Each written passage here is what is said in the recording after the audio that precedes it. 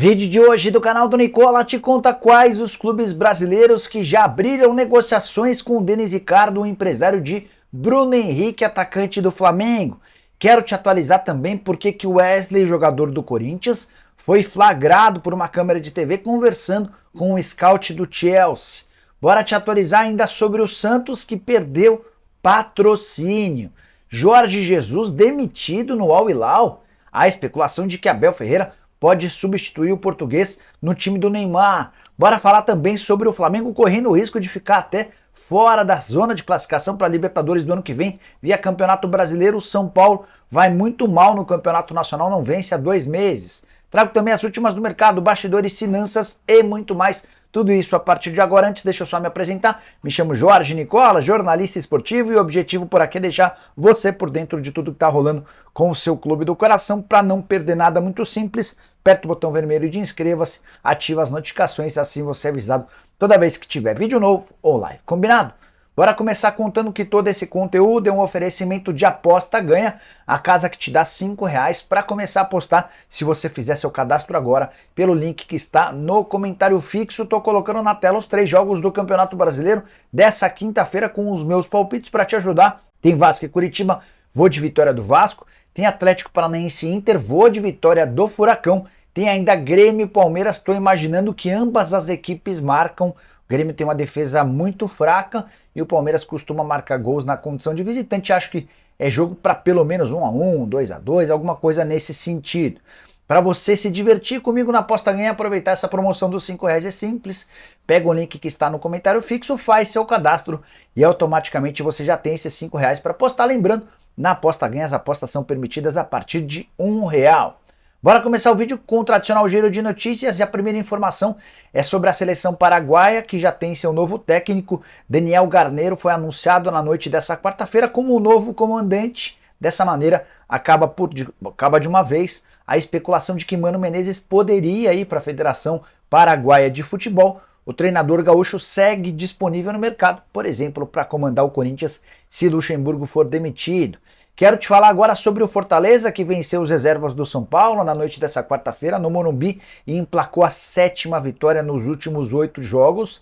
A equipe de Juan Pablo Vojvoda já é 7ª colocada no Campeonato Brasileiro e semifinalista da Sul-Americana. Já o Fluminense, que fez 1-0 no Cruzeiro em cobrança de falta, é o único mandante invicto no Campeonato Brasileiro. O time de Fernando Diniz tem 13 jogos dentro de casa com 10 vitórias e 3 empates. Para fechar o giro de notícias, queria contar que o Juventude já iniciou as tratativas para prorrogação do contrato do meio atacante Nenê, que tem 42 anos de idade. Ele completou os 42 anos em julho. A ideia do Juventude é ficar com o jogador por mais uma temporada. Nenê, desde que trocou o Vasco pelo Juventude, já disputou pelo time gaúcho 23 partidas com 7 gols e 4 assistências. A saideira do giro de notícias, Guilherme Belintani, presidente do Bahia, é o mais cotado para se tornar dono da SAF do Santa Cruz. Já contei para vocês que o Belintani é um dos executivos mais bem-sucedidos de todo o Nordeste e ele tem buscado clubes para administrar. Recentemente o nome dele esteve especulado como um possível investidor para a compra da SAF da Inter de Limeira, e agora há um boato muito forte vindo de Recife de que ele vai comprar o Santa Cruz. Uma próxima reunião está marcada entre os representantes do Santa e o Belintani para Salvador. Se tiver qualquer novidade, prometo voltar para contar para vocês sobre o tema, beleza? Bora falar agora sobre o São Paulo, que mais uma vez não venceu no Campeonato Brasileiro. Derrota por 2-1 para o Fortaleza na noite dessa quarta-feira no Morumbi, diante de 24.777 torcedores, para uma renda total de R$1.200.000. É bem verdade que o São Paulo entrou com um time completamente reserva. Caleri e Lucas Moura, por exemplo, não foram relacionados nem sequer para o banco de reservas. São Paulo saiu perdendo com um gol do Zé Wellison. Rames Rodrigues mais uma vez teve chance de marcar em cobrança de pênalti e desperdiçou. Já havia perdido um pênalti no duelo contra a LDU. O Fortaleza ainda chegou ao gol do 2-0 com o Lucheiro, e o Rames Rodrigues nos minutos finais acabou descontando. Foi o primeiro gol do atacante ou do meio atacante colombiano com a camisa do São Paulo. Com a derrota, o São Paulo emplaca 2 meses sem vencer no Campeonato Nacional. O time era o 4º colocado no início dessa sequência, hoje é o 13º, com 4 pontos de vantagem em relação ao primeiro time na zona do rebaixamento, o Santos. Bem verdade que o São Paulo tem um jogo a menos. O Dorival foi perguntado sobre o tema depois da partida e disse que é um risco calculado o São Paulo, focando todas as suas atenções na Copa do Brasil, que se encerra no próximo domingo. Pelo que eu percebo nas redes sociais, o torcedor do São Paulo sabe dos riscos, mas está absolutamente consciente de que o melhor a fazer é focar esforços no título inédito da Copa do Brasil. Só para arrematar sobre o São Paulo, nessa sequência de 8 jogos sem vitória, 2 meses sem ganhar, são 3 empates e 5 derrotas, aproveitamento de apenas 12,5% dos pontos, 5 gols marcados e 11 gols sofridos. Foi também a terceira derrota consecutiva do São Paulo para o Fortaleza no Campeonato Brasileiro. Não tem sido um bom adversário para o tricolor. A saideira do clube, queria contar que Valse, zagueiro revelado no São Paulo, 24 anos de idade, voltou a ser relacionado por banco de reservas depois de 4 anos. Ele teve uma série de lesões, precisou ser emprestado para o Juventude, voltou recentemente e esteve no banco, embora não tenha sido utilizado nessa quarta-feira. Bora falar agora sobre o Flamengo, outro que tem sofrido, também talvez diante da iminente decisão da Copa do Brasil, só que ao contrário do São Paulo, o técnico Jorge Sampaoli levou vários titulares a campo no empate em 0-0 com o Goiás. E a notícia que eu queria contar para vocês é que o Flamengo já começa a correr o risco de não conseguir a classificação para a Libertadores do próximo ano, que seria o fracasso do fracasso nesse ano de 2023, absolutamente conturbado e péssimo. O Flamengo já desperdiçou a chance de títulos no Mundial, no Campeonato Carioca, na Recopa, na Supercopa. O Campeonato Brasileiro deu praticamente adeus e na Libertadores da América. A última chance de conquista é no próximo domingo contra o São Paulo, Copa do Brasil. O Flá vai precisar reverter a derrota por 1-0. Aí, digamos que não consiga ser campeão da Copa do Brasil. O Flamengo vai precisar, para tentar minimizar todos os prejuízos da temporada, garantir a classificação para a Libertadores da América do ano que vem via Campeonato Brasileiro, certo? Vocês sabem que os 4 primeiros classificados vão direto para a fase de grupos, o quinto e o sexto pegam a pré-Libertadores. Nesse momento, com o empate em 0-0 com o Goiás, o Flamengo caiu para a 6ª colocação no Campeonato Nacional, são 40 pontos conquistados. Ou seja, hoje o Flamengo estaria entre os times que iriam para a pré-Libertadores. Só que o Atlético Paranaense, com um jogo a menos, atua nessa quinta-feira e, se vencer o Internacional em casa, ultrapassa o Flamengo jogando o Fla para o 7º lugar. Ou seja, sem qualquer classificação para a próxima edição da Libertadores. Mas nem cola, não tem aquelas vagas extras? Sim, mas para que existam vagas extras, o campeão da Copa do Brasil precisa estar entre os primeiros colocados, que não seria o caso se o São Paulo fosse campeão da Copa do Brasil. Na Sul-Americana, o campeão também precisaria estar entre os primeiros colocados. Nem Corinthians, nem Fortaleza, que são os brasileiros que seguem vivos, estão entre os primeiros colocados. E para completar, na Libertadores a gente tem a chance, por exemplo, de o Internacional ser o campeão da Liberta. O Inter também está bastante abaixo. Então é bom que o Flamengo resolva seus problemas e comece a jogar futebol bastante ruim. O time não vence há 3 partidas e nesses 3 jogos nem sequer marcou gols.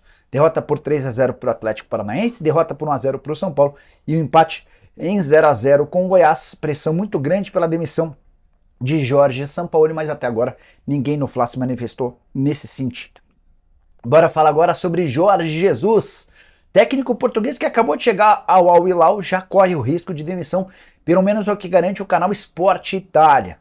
O pessoal de lá teve a informação de que o representante do Jorge Sampaoli foi convidado para uma reunião com o pessoal do Al Hilal, e nesse encontro os dirigentes do clube saudita, que tem Neymar como grande estrela, demonstraram insatisfação em relação ao trabalho do JJ, colocando em risco a possibilidade dele sair demitido. O contrato do JJ termina em dezembro e a irritação se deu por conta do empate na estreia da Champions Asiática. O Al Hilal em casa empatou com o time uzbek, Navi Bahor é o nome do time, com detalhe de que o Al Hilal só conseguiu o gol do empate nos acréscimos com mais de 10 minutos de acréscimo. O Al Hilal é líder do Campeonato Saudita, são 5 vitórias e um empate em 6 jogos, é a única equipe invicta no Campeonato Nacional. Ainda assim, Jorge Jesus bastante ameaçado de demissão. Há quem garanta por lá que se o JJ cair, o Al Hilal fará um esforço enorme do ponto de vista financeiro para tirar o Abel Ferreira do Palmeiras. Bora falar agora sobre o Santos, outro time que vive fase horrorosa. A nova notícia é que o Peixe acaba de perder um patrocínio da Cor Plastic, que estava na barra traseira desde 2022. O contrato acabava agora em dezembro e já havia um acordo para a prorrogação do contrato por mais 2 temporadas. A treta começou quando o Diego Aguirre passou pelo Santos. Dos 5 jogos que ele fez com o Santos, em 4 ele foi vestindo camisa social ou polo. ignorando o acordo que o Santos tinha com a Cor Plastic de que a comissão técnica usaria o uniforme, fazendo referência à marca. A Cor Plastic reclamou com o pessoal do Santos, que tentou achar uma composição e ofereceu, sugeriu que os painéis de LED da Vila estampassem a marca da Cor Plastic. O pessoal concordou, mas na hora de assinar o contrato, o Santos mandou um acordo completamente diferente. O pessoal da Cor Plastic se encheu e decidiu por rescindir o contrato de forma automática. Coisa não anda bem dentro e fora de campo na Vila Belmiro. Hora de falar sobre quem já tentou o Bruno Henrique. A grande notícia da quarta-feira foi o interesse do Palmeiras na aquisição do atacante, cujo contrato no Flamengo se encerra em 31 de dezembro. Eu acrescentei uma série de informações em cima desse detalhe. Disse que o Palmeiras tem a melhor oferta, apresentou a melhor oferta ao Bruno Henrique. Não chegou aos 4 anos de contrato que o atacante pede, mas a proposta é boa, bem próxima disso, e com cifras bem superiores ao atual 1.250.000 por mês a que tem direito o atacante. Queria acrescentar em cima dessa história que outros clubes brasileiros também já fizeram contato com o Denis Ricardo, representante do atleta. Foram 6 times nacionais que estão na disputa com o Flamengo. Consegui, sabe que o Palmeiras é um deles, o Grêmio outro, Atlético Mineiro e Internacional. Então a gente tem 4 times, que a gente já sabe desses 6, que procuraram o Bruno Henrique. As propostas são boas. Tem gente dizendo que não tem proposta. Não existe a mínima lógica de você procurar o representante de um atleta que está nos últimos meses de contrato e não apresentar proposta. Você inicia tratativas e fala em valores para tentar contratá-lo. Pois bem, não sei o nome a identidade dos outros 2 clubes. Será que tem algum clube carioca? Vasco, Botafogo, Fluminense, de olho na possibilidade de tirar o Bruno Henrique de graça do Fla? De graça é modo de dizer, você não vai precisar gastar nada com o Flamengo, mas você vai ter a oportunidade de contratá-lo pagando salários e luvas. Só para completar, vale a lembrança de que o Bruno Henrique tem 32 anos, completa 33 em dezembro e sabe que está diante da última grande chance de fazer um contrato de boas proporções. Prometo ficar de olho nessa história e qualquer novidade conto para vocês. O Bruno definiu que vai começar a discutir o seu futuro com esses clubes interessados assim que a Copa do Brasil fechar, ou seja, a partir da próxima segunda-feira. Hora de falar agora sobre o Wesley, o atacante do Corinthians, que ainda não conseguiu ser titular do Timão, mas tem deixado boa impressão toda vez que ele entra, faz boas jogadas. Foi assim, por exemplo, no 4-4 contra o Grêmio. Wesley construiu jogada pelo lado esquerdo e passou para o Juliano, que fez o gol do 4-4. Pois bem, Wesley, na terça-feira, esteve no Parque São Jorge assistindo ao time sub-20. Wesley, revelado nas categorias de base, tem uma série de amigos por lá, e esteve na Fazendinha para assistir ao jogo contra o Fluminense, partida da Copa do Brasil. E em determinado momento, a transmissão do Sport TV mostrou o Wesley sentado no Parque São Jorge, ao lado de Alisson Marins, que foi por mais de 10 anos captador do Corinthians e também o responsável por todo o departamento de observação do Timão, e hoje é scout do Chelsea. O que é scout? Ele é o observador técnico do Chelsea em toda a América do Sul. A partir daí, com a presença de Wesley e Alisson juntos, foi o suficiente para que começassem a especular que o Wesley estaria indo para o Chelsea. Fui checar com pessoas próximas ao atacante para saber o que há de verdade nessa história. Posso contar para vocês que não passou de uma grande coincidência. Wesley e Alisson são amigos de bastante tempo. Foi o Alisson quem captou o Wesley para o Corinthians. Tem uma relação muito boa. E o Wesley foi ao Parque São Jorge para assistir aos meninos do Sub-20, quando se deparou com o Alisson, que é um velho conhecido dele. Wesley fez questão de assistir ao jogo ao lado do Alisson, não passou disso, não há interesse do Chelsea, não há proposta do clube inglês. Chegaram a especular também que vários outros times já procuraram o Timão com a intenção de contratar o Wesley. O pessoal do Corinthians assegura que não há propostas pelo atacante, que deve, mais cedo ou mais tarde, acabar sendo vendido, mas ainda precisa de uma série de pequenas lapidações.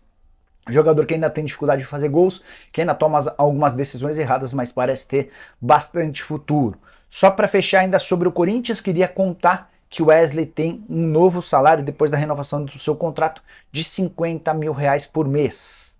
Já Gabriel Moscardo, cujo salário também foi recentemente renovado, passou a ganhar R$45 mil mensais. Você curtiu o vídeo? Deixa like, se inscreve no canal, não esquece de compartilhar o vídeo e apareça para os outros vídeos e também para as lives. Combinado? Abraço, a gente se vê, tchau, tchau.